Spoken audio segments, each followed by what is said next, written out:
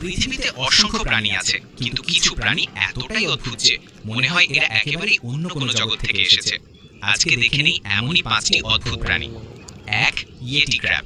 পানির গভীরে পাওয়া এই কাঁকড়া 2 হাত ভরা সাদা সাদা লোমে ঢাকা। দেখতে মনে হয় যেন পানির নিচে একেবারে ইয়েতি ঘুরে বেড়াচ্ছে।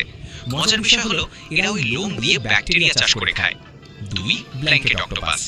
সমুদ্রের সবচেয়ে রঙিন আর রহস্যময় প্রাণীগুলোর একটি। এদের শরীরে চারপাশে ঝুলের মতো রঙিন চাদর থাকে, যা পানির নিচে ভেসে থাকার সময় অসাধারণ দৃশ্য তৈরি করে। মজার ব্যাপার হলো স্ত্রী ব্ল্যাঙ্কেট অক্টোপাস পুরুষের চেয়ে প্রায় 40 গুণ বড়। 3. Thorny dragon. অস্ট্রেলিয়ার মরুভূমিতে পাওয়া যায় এই টিকটিকি। পুরো শরীর কাঁটার মতো আঁশে ঢাকা, দেখতে মনে হয় ছোট্ট কোনো ডাইনোসর। এরা গরম মরুভূমিতে বাঁচতে শরীর দিয়ে বৃষ্টির পানি টেনে মুখে পৌঁছে দিতে পারে।